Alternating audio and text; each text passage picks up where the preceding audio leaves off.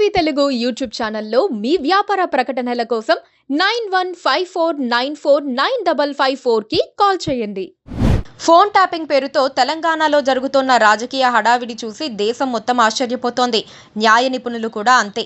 ఎందుకంటే అసలు ఇప్పటి వరకు ఒక్కటంటే ఒక్క కేసు కూడా టెలిగ్రాఫ్ చట్టం కింద పెట్టలేదు. ఎందుకంటే నిరూపించటం అసాధ్యం కాబట్టి. టెక్నాలజీ కనిపించని ఈ కాలంలో ఇంకా అసాధ్యం. ఇప్పుడు ట్యాపింగ్ పేరుతో తెలంగాణలో జరుగుతున్న హడావిడిలోనూ ట్యాపింగ్ కేసు కాదు, బ్లాక్మెయిల్ చేయటం, డబ్బులు వసూలు చేయటం వంటివి పెడుతున్నారు. అందుకే కేటీఆర్ వెంట్రుక కూడా పీకలేరని స్టేట్మెంట్ ఇచ్చారు. ఏమీ తేల్చక కేసు నిర్వీర్యమైపోతే రేవంత్ రెడ్డి ఇజ్జత్ నిలబడుతుందా? ప్రస్తుతం తెలంగాణ రాజకీయం అంతా ఫోన్ ట్యాపింగ్ చుట్టూనే తిరుగుతోంది. అనేక రకాల ఆరోపణలు తెరపైకొస్తున్నాయి. అయితే ఈ విషయంలో మాజీ మంత్రి కేటీఆర్ చాలా డేరింగ్ ప్రకటన చేశారు. వెంట్రుక కూడా పీకలేరని సవాల్ చేశారు. కేటీఆర్ ధైర్యానికి చాలా కారణాలున్నాయని అనుకోవచ్చు. అందులో మొదటిది ఫోన్ ట్యాపింగ్ అనే నేరాన్ని ఇప్పటి వరకు నిరూపించలేదు. నిరూపించే టెక్నాలజీ ఉందా? అది మన న్యాయ వ్యవస్థను మెప్పిస్తుందా అన్న దానిపై ఎన్నో డౌట్లు ఉన్నాయి. అందుకే టెలిగ్రాఫ్ చట్టం ప్రకారం ఇంతవరకు ఒక్క కేసు కూడా నమోదు చేయలేకపోయారు. ఎందుకంటే కేసు నమోదుకు అయినా ప్రాథమిక ఆధారాలు ఉండాలి. ప్రస్తుతం తెలంగాణలో ట్యాపింగ్ ఇష్యూ మీద జరుగుతున్న వ్యవహారం, విచారణలు ఏవి నిజమైన ట్యాపింగ్ కేసు కాదు. ట్యాపింగ్ చేసి ఏం చేశారన్న దానిపైనే విచారణ జరుపుతున్నారు. పలానా చోట్ల డబ్బులు పట్టుకున్నామని, వారిని బ్లాక్మెయిల్ చేశామని, పలానా వారి వ్యక్తిగత విషయాలు తెలుసుకుని ఆస్తులు రాయించుకున్నారన్న కోణంలోనే పోలీసులు దర్యాప్తు జరుపుతున్నారు. వీటి ఆరోపణలకు మూలం ట్యాపింగ్.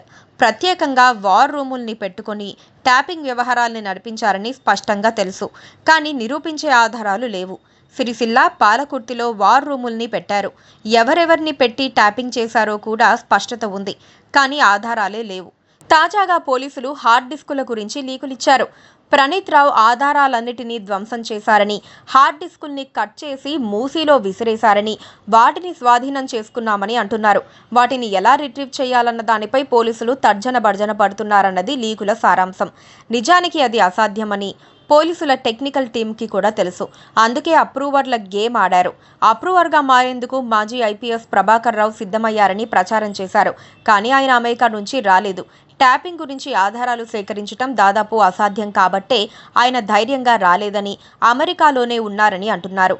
ట్యాపింగ్ విషయంలో అప్రూవర్లుగా మారి పరికరాలు ఎక్కడి నుంచి తెప్పించారు, ఎవరు తెప్పించారు అనే విషయాలు కనిపెట్టి ఆ పరికరాలను స్వాధీనం చేసుకోగలిగితే కొంతమేర ట్యాపింగ్ను నిరూపించటం సాధ్యమవుతుంది. కానీ ఆ ప్రయత్నాలు ఇంతవరకు ఫలించలేదు. రవిపాల్ అనే సాంకేతిక నిపుణుడు మొత్తం వ్యవహారంలో కీలక పాత్ర పోషించారని అంటున్నారు. ఇంతవరకు ఆయనను పిలిపించలేకపోయారు. అయితే ట్యాపింగ్ వ్యవహారంలో ఉన్న పోలీసుల్ని మాత్రం నేరం ఒప్పించేందుకు ప్రయత్నిస్తున్నారు. లేకపోతే ట్యాపింగ్ చేసి వారు చేసిన అక్రమాల విషయంలో ఏసీబీ కేసులు, ఇతర ఏజెన్సీల కేసులు పెడతామని హెచ్చరికలు వెళ్తున్నాయి. ఇప్పటి వరకు ఆ కోణంలోనే విచారణ జరుగుతోంది. కానీ నిజంగా ట్యాపింగ్ వరకు కేసులు రాలేదు. ఎందుకంటే అది ఎంత క్లిష్టమో వారికి తెలుసు. మరి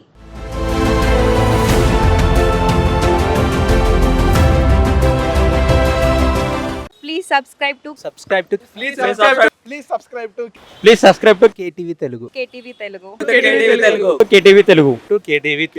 KTV Telugu channel.